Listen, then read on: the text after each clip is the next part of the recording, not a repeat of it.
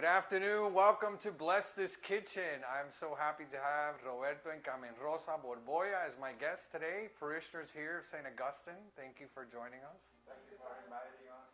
Of course. We have a nice, beautiful Spanish lunch in honor of your heritage. I know you're Cuban by birth, but you'll have to tell us where your family is from because, Carmen Rosa mentions that she has, once a month? Once a month on a Tuesday. And for a while I couldn't say, I think it's her mother's name. So, Villa Urrutia Borboya. So I think I got it. A little bit of practice. I would say, is it Tuesday? Let me check the intention to make sure I can say it right, Well, let's start with a prayer in the name of the Father, and of the Son, Holy Spirit. Amen. Amen. Lord Jesus, we thank you for this day as we continue to prepare our hearts for your coming, Lord God. We ask you to open our hearts to desire you more. Bless this food we're about to receive and bless those who go hungry on this day. We ask this through Christ our Lord. Amen. Father, Son, Holy Spirit. Yeah, so I was saying that in honor of your family, we have una tortilla española and these two sandwichitos. Because I asked them, I said, what would you like to have for lunch? They said, something simple, maybe a Cuban sandwich. Well, we did not a Cuban sandwich, but Spanish. I think it's Spanish, right? Wonderful, wonderful. So I think it works. Yes, yes. So cheers to both of you. Thank you for all the love and support you have for me. So cheers. You drink red, I'll drink white, but That's okay. cheers. So tell me a little bit about, parishioners always like to know about the parishioners. They want to get to know you. They see you every day at noon, at the noon mass, and then they see you on Sunday at the noon mass also. You love that noon mass. Yes, yeah. Actually, when we lived in Winter Haven as a family, we always religiously, every Sunday, we were at the noon mass. It was at noon. Always. Yeah. In Cuba, in New York, everywhere we've been, it's Always always the noon mass. But I was born and raised in Cuba. Very proud of being Cuban, and fortunately, when I left, I was already 21 years old, so I was able to enjoy Cuba, enjoy parties, friends, everything. So you have good memories of I Cuba. have very good memories, and I was very fortunate to have that. I went to an American school, Marishi Academy, so I learned English when I was 5 years old, which made me very easy to come to the States and start working in a good position right away. And my father was a banker, so we stayed in Cuba till they took over the banks, and then we got on a plane one day, and half an hour later we were no longer in Cuba. But that taught me to realize that you are who you are. Nothing to do with your name or anything, it's just who you are. And before that... what year was that when you left Cuba? 1960. 1960. Right. And I had the university in Villanueva, which is similar to Villanova University in Pennsylvania. That's where Roberto and I met. He was studying architecture, I was studying interior decoration, which I never did anything with it. And then we lived... Where was that at? Where did you meet? At Villanueva, in Miramar, in Vilmar, was the university. Okay, so you met In Havana. Cuba. Yes. In Cuba. We met in Cuba. Okay. And then we went to New York to watch Christmas and snow and everything like that, but we decided that it was not a good time to come back to Miami, because everybody was coming over. Oversaturated with Oversaturated. Cuban. And we stayed there for 2 years, but we missed our family and friends that were already in Miami, so we came back. And I started working for Hertz Rent-A-Car. I worked for them for 20 years. Sales, I was very involved with the Latin American market because I spoke Spanish also. That was an asset. And then Avis Rent-A-Car called me and they offered me a position I couldn't refuse. So I spent 15 years with them, and I ended up being sales and marketing manager and vice president for all of Latin America. For Avis. for Avis. Wow. And then, from my religious point of view, I've always been going to church. I remember even going with my grandmother and playing in the little bench while she was listening to the mass. I would be playing in the pew, and And you remember that? and I remember that vividly, and going to all the churches in Cuba, the Rumbe and El Carmelo and all of those. And then with my parents, we've always practiced, and both of them were religious. And that's till now that I've retired for 20 years now, because when my father got sick, older, because both of them died at age 94, which Wow, to me, nice, very beautiful, long life. it was a blessing. To me, you feel sad, you miss them and so on, but to me it was a blessing, Yeah. 94 years, not everybody has that opportunity. So I'm going to have somebody to take care of me. But his family is not behind, so... They live long also? Yeah. Well, my mother died at 97, Wow. but my father died at 73. So Yeah. He's already past 73. You So. passed 73, so go on your mother's side. yes, Yeah, right. yes. But let me ask you this, because maybe it wasn't clear, but so you met in Cuba, but you married in the United States. Yes, because, well, that's his part, but 20 years later, he arrived in Miami. I had not married, neither had him, and Had he? He was penniless at the time, so it was not a dating thing or anything like that. He would visit, and then at Christmas time, we had the opportunity to go to a couple of parties from my office and his office and so on, and that's how we started. And then on the 24th of February, my father was celebrating his 75th birthday, and I had a big party for him. Uh-huh. And Roberto proposed the following day. So Wow. Daddy always said that was the best gift Oh, that that's he nice. received on his 75th birthday. That's nice.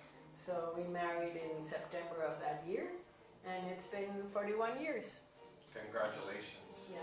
Wonderful. And Roberto, you were born in Cuba, I was born in Cuba, in Havana? in Havana. Unlike Carmen, that she is an only child, Uh-huh. I am the third of 7, Wow, 37. 6 boys, and the last one was a girl. So My all boys and one girl. Yeah, because my father said that he wanted a girl, so. Kept trying. And I also went to an American school for my first 6 grades, Yeah. which was very good, even though Carmen says that now I speak Spanglish instead of good English.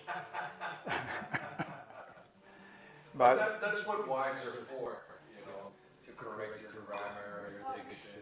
No, he corrected No, my grammar. no, Oh, no. you didn't- no, my grammar, the problem is my fluency. Oh, okay, the diction and the... Yeah, because in Miami here you only speak Spanish. I mean, it's Which is very interesting because you go, the mass is in English, then you go to the breezeway to say goodbye to everybody, and everyone is speaking in Spanish. So after that school, I went to Belén. The 6 brothers went to Belén. And I graduated from Bachillerato there, which is the Cuban high school. And then I went to study architecture at the Villanova University, which was also Catholic and American. And that was very bad for the government. We were enemies of the government right away, of the communist government, because I started in 50, very casual and very nice. But then, because I was the president of the Catholic University, I became part of a group that was a student group against the government. And because I was the president of the Catholic University, I was told to be on top of that group because all the others were schools, Belén, La Salle, Right. Maristas, all those. So then we organized a rebellion in the hills, and they asked me to go because I was the president of the students of the Catholic University. I went, and we were captured and sent to prison. I spent 8.5 years in political prison there. 8.5 years. Yeah. I cannot even imagine what that's like. Yeah, but he toured the whole island from prison to prison. Yeah, it was interesting because they wouldn't let you in the same prison a long time because they said that you would make friends with the guards that were guarding you because we were all Cuban. Yeah, you would be infecting them. Yes, so they kept moving us around, and it was a period of my life that I don't regret because first of all, I mean, I was not there because I had not done anything, like some people that say that they are not guilty. I mean, I was caught fighting against Castro. So we were very lucky that we were all political prisoners together. And we spent the time doing something. For example, I taught a lot of people to read and write because there were a lot of people from the provinces that didn't know how to read and write. I taught English to a lot of them, and then we would get together, and the professionals that were there, the lawyers would talk about law, the doctors would talk about medicine, and all that. Yeah, just, and also it was a very good experience, religious-wise, because even though we didn't have, we had a priest in the beginning, but then they left, they took them out to Spain. They were Spanish. And so whenever every Sunday we had we called it a Sunday prayer or something like that. And we got together. Sometimes we were able to get communion from the family. They brought it all hidden and things like that. And so we would have communion there. And I also, I learned French and Italian. I like languages. So that was very good. And I am not very good at Italian and French anymore because you cannot practice here in Miami. But every time that we go to France or Italy, I try to brush it. And from there, when I got out of prison, my mother and father had not left Cuba. 3 of my brothers had left Cuba. And how were you released? What was it? Was there a deal with the government, or what happened? Was there a sentence? They said, okay, you're going to serve. No, I was sentenced to 10 years. But at 8.5, yeah, it was a good behavior. Yes. So when my mother and father had not left, even though 3 of my brothers had left, but there were 2 brothers left in Cuba because they were in the military age where you couldn't leave Cuba from 15 to 27 years. So when I came out, they were already out of that age, and we started petitioning the government to get out. And we spent 8.5 more years waiting to get out. So it was the little prison and the big prison because we were in Cuba, but we were trying to get out, so you had to behave so that you wouldn't go back to prison again or something like that. So what year did you leave Cuba? 1978. 1978, wow. And the thing is that there were no people were not allowed to leave Cuba at that time. But then whenever, and this is interesting, and many people don't know this, when you leave Cuba, when you left a house vacant, the government will take over it. Right. So my neighbors, left Cuba, and their house was vacant, so the government gave it to the parents of a Cuban colonel. And one day, we saw the colonel looking over the wall To your house. to my house. It was a big house, it was a big garden, we were 7 kids, you know. And my father had a love for fruits and things like that, and we had all kinds of fruit trees in the house. And we had friends there that took care of us because we left with what we had on. Who was it that left with you? Your parents left with you? Okay, well, my father had died. Oh, your father died. My mother, my 2 brothers, the wives, and 5 kids. Wow. So it was 11 of us. So in Madrid, I mean, that was, I always tell people it's very interesting that Carmen left Cuba when it was Cuba. And that's why she misses it. Yeah, she knows Cuba differently. I don't miss what I left. So it was like a 2-step to freedom.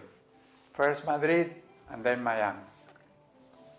But in Madrid, we had friends, especially from Belém, that helped us a lot and things like that. And they wouldn't let us work because we were trying to come to the States.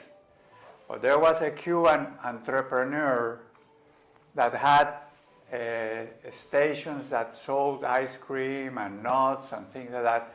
And he would hire Cubans that were in our situation, that were not Spanish citizens. So we went to work with him, and everybody said, "Why are you working for him? He's paying you half what he would have to pay to a Spanish citizen." I say, "Well, he's helping us, and we are helping him." So, and besides that, I enjoyed so much selling ice cream. Did you eat any of the ice cream? I had never eaten so much ice cream in my life. And the thing that I remember most was the face of those kids when you gave them an ice cream. It was great. So we finally flew to New York and then Miami. And then here, I started... Now, your roots are Spanish, so you never thought about staying in Spain? No. No. No, because my 3 brothers were already here. They were already American citizens. True. My school was here. Belém was here. Right. And everything was, all our friends and all our family was here. And I went to his office to work. And I started drawing and things like that. And then later I found out that thing was already built. And he had given to me to give me work. Wow, how beautiful. And then, of course, when I knew that, because I knew he was not very well in the office, I started looking and I found, I always had work here. I went to Spiris Candela, which was the school for the architects here in Miami. And in the meantime, if you come to think of it, I never graduated in Villanova because I went to fight Castro before. And that year, there was no graduation because the government took over the university before the end of that year. But then, while I was in prison, a lot of people here in Miami asked the head of the university in Cuba to give me the title. I think they thought I was going to die or something. And it was going to be posthumous, but I made it. So when I came here, I thought I had graduated or finished my studies in 61. Yeah. We are talking 78, and I had not had any experience with working architecture, so I felt rusty. I felt left back. So I thought that I would go to the university and take some courses in architecture. But another friend of mine that is an engineer, that's René Leonard, he was a teacher at FIU. And he told me, you already have a bachelor's in architecture. Why don't you go to engineering and get another bachelor? So he helped me with all my records from Cuba that were in Philadelphia, also to get into the university. And in 1 year, I had my bachelor's in mechanical engineering. Where did you go to school? Here in FIU. FIU. Yeah, I got my bachelor's from FIU. And then I kept working, and you have to wait several years. You cannot call yourself an architect until you have the board. And you cannot get the board until you have so many years of experience and things like that. So when I was able, I started to get my board. I got my board after 3 tries. And I also started to take my general contractor's license because I was already studying and things like that. So I got that license also, and with the 2 bachelors, that helped me a lot in my progress here. And he likes to study. I don't like to study. Oh yeah. He's the intelligent one. Well, that was a... Well, I have a question for you, Gabby. Have you ever thought about what would have happened if you would have dated when you met, when you knew each other at the university? Would he have left with you probably in 1960?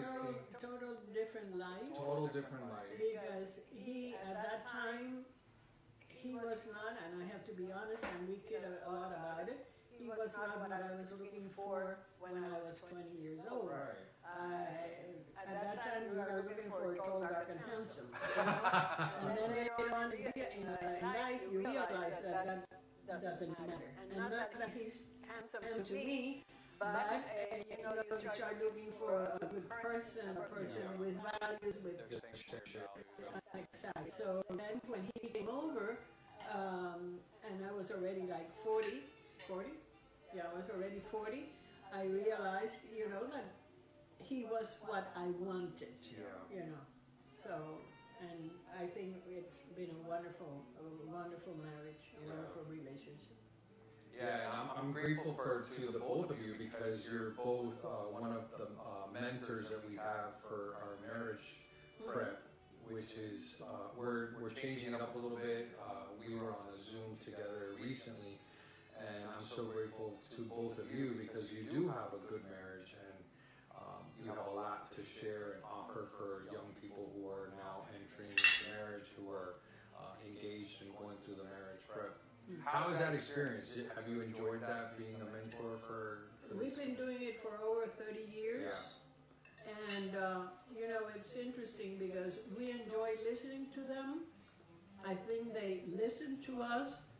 And halfway in the meeting, sometimes we start discussing things. And we tell them, we're not arguing. We're discussing things, and you have to discuss things. Exactly. You have to, because I'm not in his brain and he's not in my brain. So there are things that you have to really sit down and say, Right. this is my feeling, you know, what do you feel? Communication. The communication. So to us, it's we enjoy doing it. And the couples love it because we always do a little survey and they always enjoy when they go to a mentor's house. And, you know, as I said, One of the things we're trying to do is we're trying to make it even stronger. Where we're going to have some dinners and we're going to invite our mentors to, so that it's more of what Pope Francis is calling accompaniment, to continue to walk with people on the journey of faith. And as they're approaching marriage, they kind of get a feel of what's about, and others who are living a good, holy Christian marriage. Yeah. So I'm really grateful for the both of you for doing that. Well, it's a refresher course for us because sometimes we hadn't talked about this in a while. And That's right. it's good. Yeah, because sometimes people think, you know, when you are giving, but it's sometimes, a lot of times, it's you're receiving a lot when you're ministering. When I prepare, sometimes I'll prepare a talk or I'll prepare a retreat. I feel like I'm the beneficiary most of anybody because of the preparation I did, and just going over the material again is just so wonderful.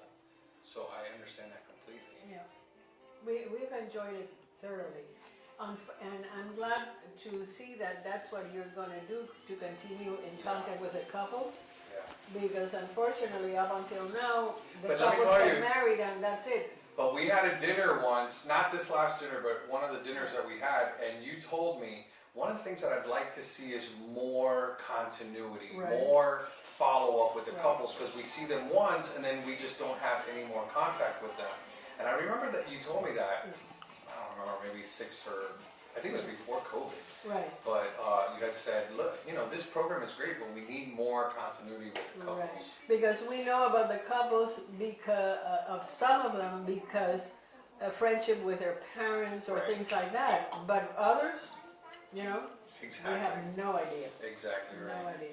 But we have had great experiences with that. I mean, we are amazed on, I guess it's, you could say it's the Holy Spirit that guides you when something, you're in a discussion and something comes up and sometimes I don't think, like my boss used to say, from my head to my mouth, it just goes.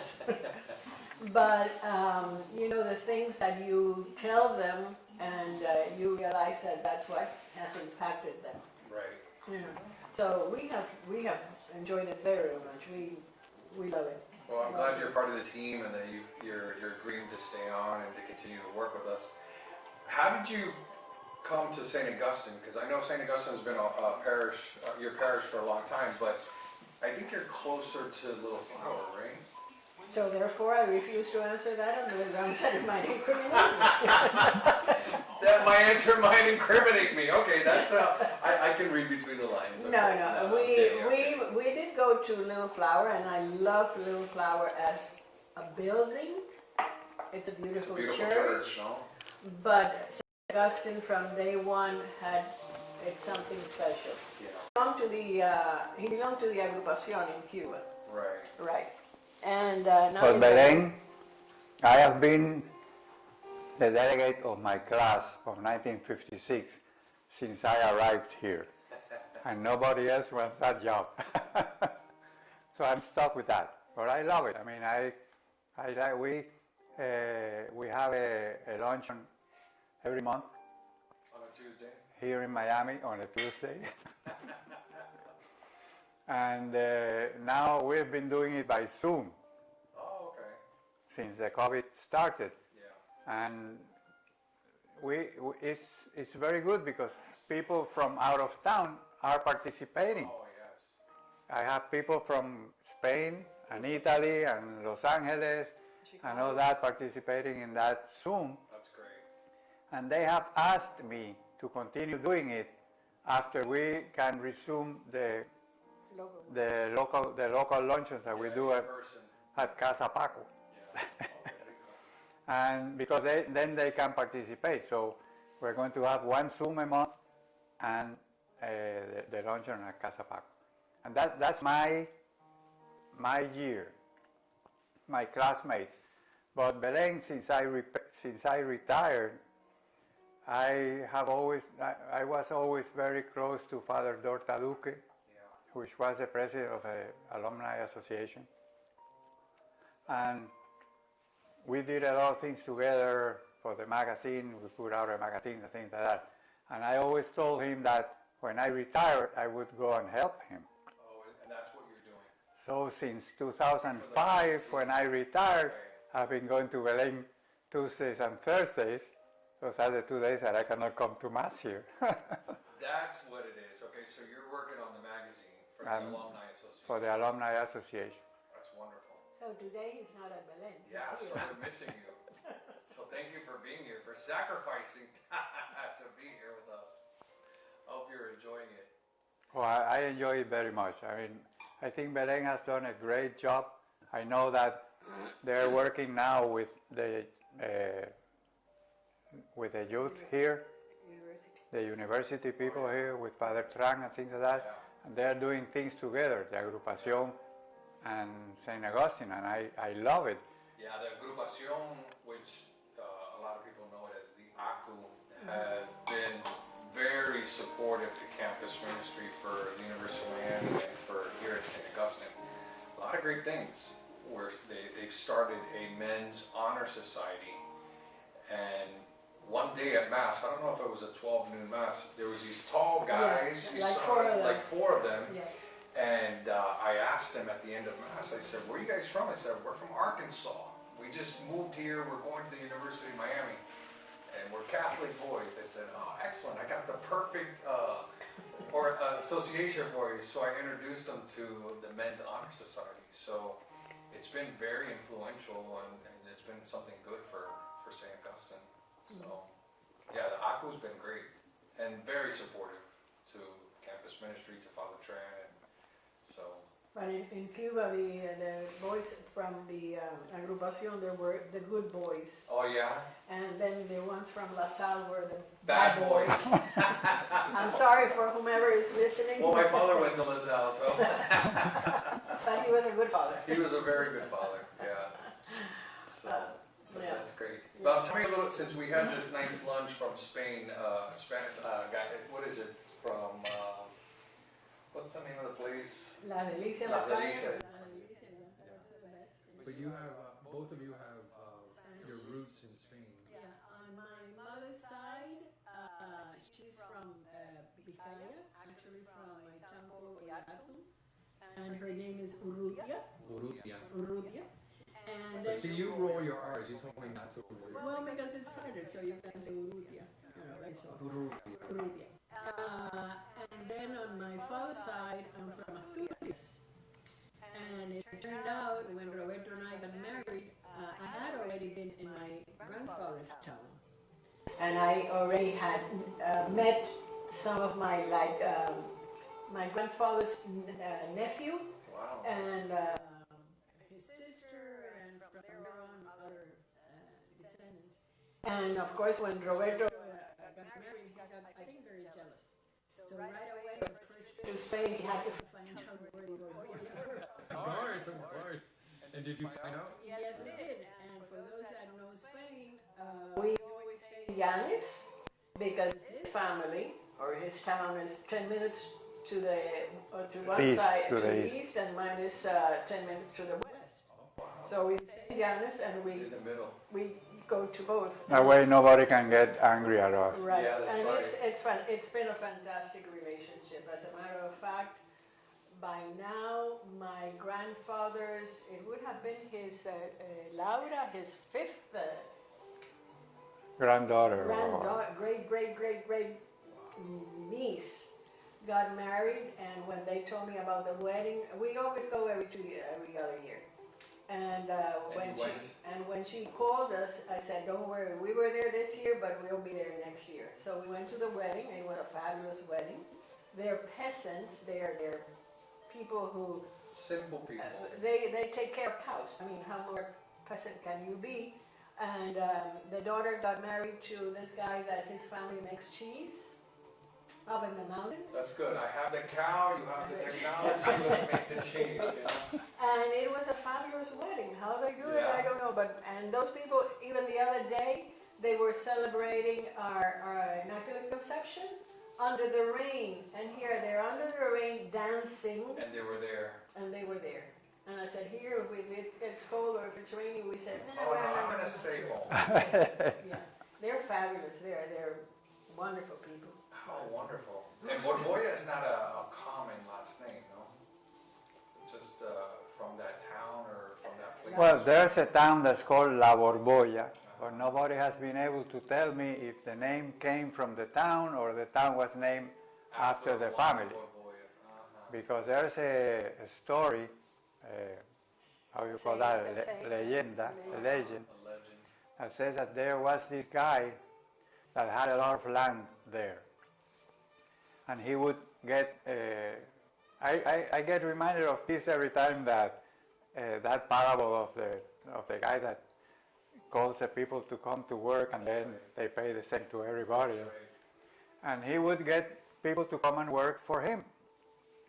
But he didn't pay them with money. They paid them with bread, A loaf of bread. a loaf of bread. Wow. So there was a sign, all this is a legend, Right, right. but there was a sign that said labor, which is the work, equals boya, which is the bread. So from there you get la borbolla, boya. Oh, well, that makes sense, though. Yeah. But nobody has been able to document that. I mean, but I like it.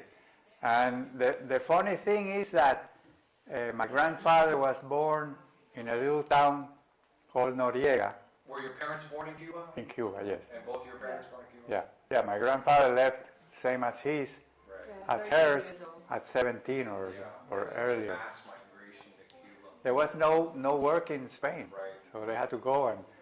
But then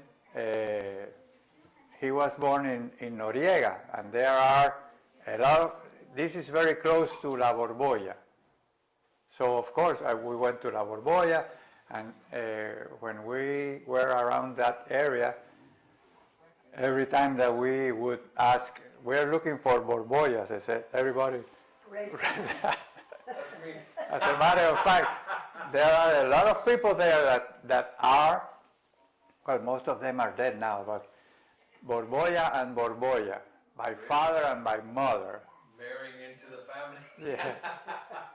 But then the people that, I did find one relative, but he's not borbolla because he comes from a sister of my grandfather. So he lost the borbolla in the first.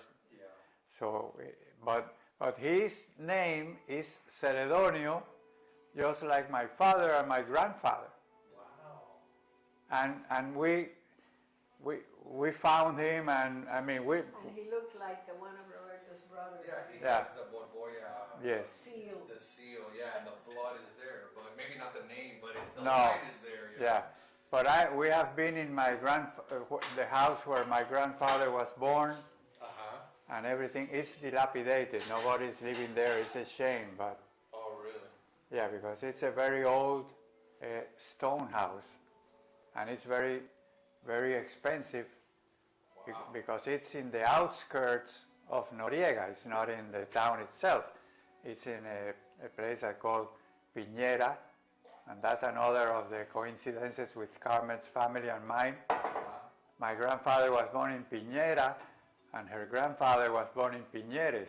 That's Yeah, very interesting. So, but we have found other people in La Borbolla, that these are the ones that I say that they are Borbolla and Borbolla.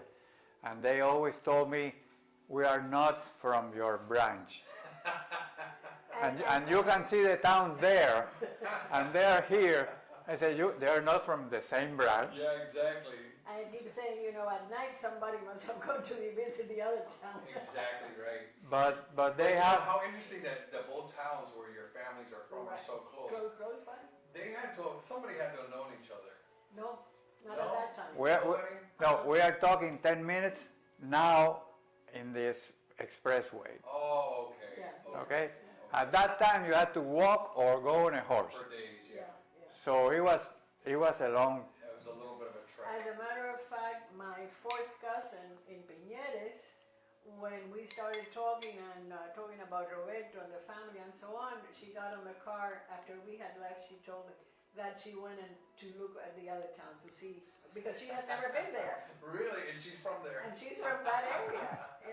It's amazing.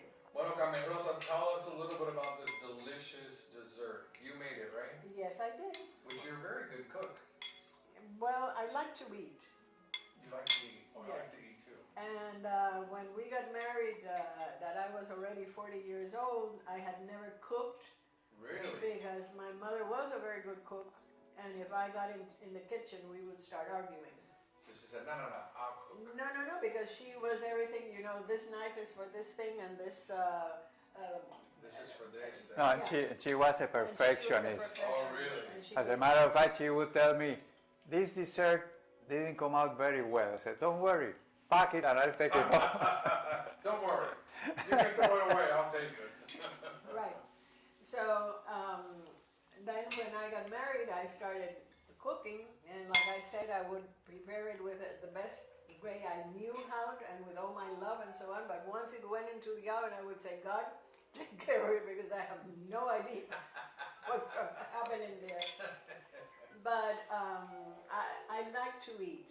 So when I prepare food, I like to, you know, think of what it's going to taste like. And Yeah, what it's you gonna enjoy be. that. I enjoy that. Yeah. And This is delicious. What is this? well, this is bread pudding, Bread which pudding. of course in Cuba, Very delicious. the bread, the old bread was grounded. It was, No, well, whatever.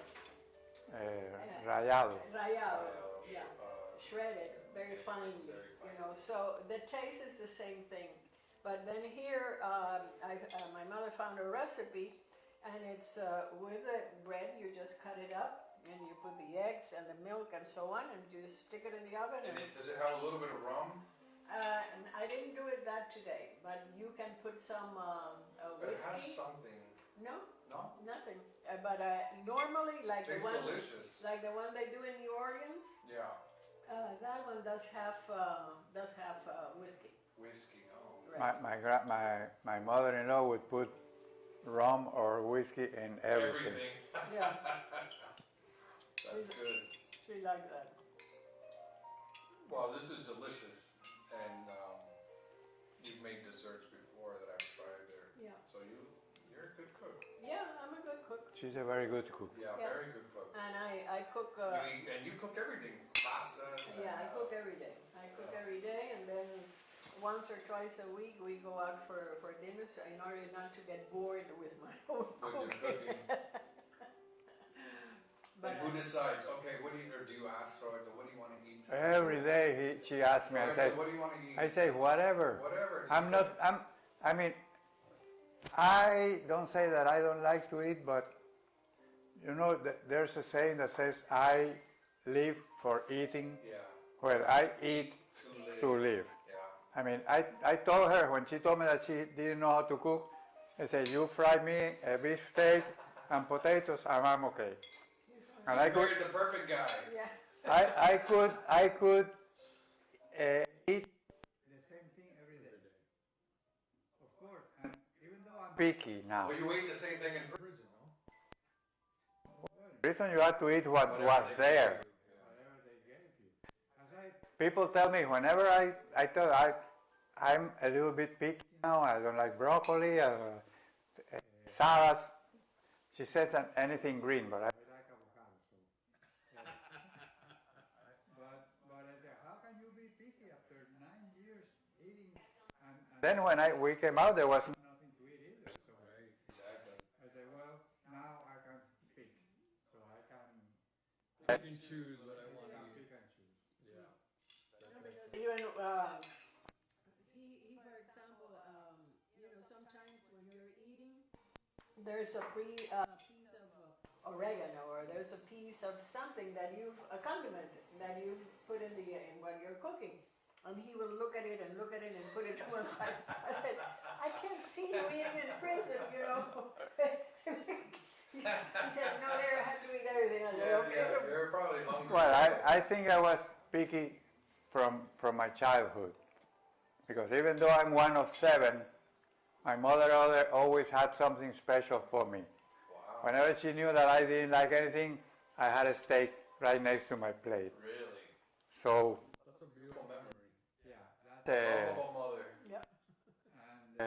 but See, I was an only child. I was never that spoiled. You know, they Yeah, forced me you don't know that. You don't know They that. forced me to eat what was in front of me. you would know which one was my plate, because you would see all the pitipois around the plate. But now I eat pitipois, so. Well, that's good. Yeah, yeah. Peas are important to eat, so. Yeah. No, I understand that, but she does salad every night. Oh yeah. Salads are good for you. Salads are important. Yeah. Yeah. So- Maybe not every day, but. Well, if it's not salad, then it's cream spinach. Oh, that's actually very good. See, that's the thing, even with spinach. Once a cousin of mine did a spinach salad, but with bacon. He loves bacon, so he loved the salad. Now that's delicious. Yeah. Put bacon on anything. Now they're putting bacon on donuts. Wake up in the morning, you smell bacon cooking. Delicious. But Father, I also want to take the opportunity to say that we have been faithful to St. Augustine from day one. We have been here with different priests, but I must say that one of the things that I think has made St. Augustine come back to life, it's because of you, but because of you, because you can see that you care, that you're involved, that you have empathy for the people. You communicate with the people even if you don't know them. And that's very important because it's not just saying, oh, good morning and bless you and so on. No, it's, you have to have that feeling because this is our home, this is our family. And I think you're doing a fantastic job. Well, I appreciate that. It means a lot because, you know, you try to do your very best, and then sometimes you wonder, am I getting through? Is what I do? Every human being has that sense of wanting to know what they're doing matters to you. You know, ultimately, I think it matters to the Lord, and it's why I do what I do. But it's so wonderful when I hear someone say, you know, your ministry is really helping me to grow, or as you just stated. So thank you for those words. Well, also you can see with this COVID thing Yeah, that the church is full every day. every day. I mean, it's not fuller because you cannot put more Right, people because exactly. of the distance, Right. but it's full. Yeah. And you can see, what I would like to see more, I've told you this before, was some more interchange from the people after lunch, After Mass. after Mass, sorry. Because people, Well, it is a meal, so after the after the Eucharistic meal, because people would go from the side door to the parking lot. I would cancel that door. yeah. Because in other parishes, you see in Little Flower, Yeah. you see when the Mass finishes, everybody is out there. Yeah, there's only one door to get out of. Yeah, and everybody's there and saying hello and things like that. Here, you get out, and I know you have a project that's going to improve that. Yeah. And because you get out, and it's a great thing that you are there saying hello to everybody and things like that. But a lot of people you see, or that the people that are in the Back. or go out from the parish hall, Yeah. and because I think we need to do something to improve the gathering after Mass, I agree with you. The agape. the agape. Yeah, I agree with you 100%. And I think it's coming. We need to get over COVID. We need to have a vaccine. Oh, yeah, We yeah, need to yeah. get back together. But I'm grateful our online community is growing. Oh yes. And not just people from here, from Miami, but from everywhere are now following St. Augustine's and are part of this beautiful parish community. So, but I want to thank you for coming and having lunch with me. I know sometimes I call people, hey, do you want to have lunch with me? Like, Well, it's shyness probably, or But you were amazing. So thank you for the both of you to coming out and having lunch with me and bringing such a delicious dessert. So thank you, and I look forward to seeing you at the new Mass, whether it's a daily Mass or Sunday. So, and I thank you for your love and support for me and for this parish that you love. tomorrow we're coming, but tomorrow is Father Trang. Yeah, tomorrow's Father Trans, so you'll have Father Trans. Yeah, he's great also. He's a wonderful priest. We love Father so Trang. sweet. Yeah, Very- wonderful priest, and we're very blessed to have him. Yeah. So thank you. Have a beautiful Advent, and we will continue to see you. And we'll see you next week. Next week we're going on location. We're going to the Badra's house. It's going to be so that's December 17th, I think. So we're doing a little special Bless His Kitchen. We're going to be out at their house cooking up a meal. I think you're going to enjoy it. So I'll see you next Thursday, December 17th. God bless. Thank you to the Borboyas. Thank you. Thank you. Thank you for inviting us. Very nice.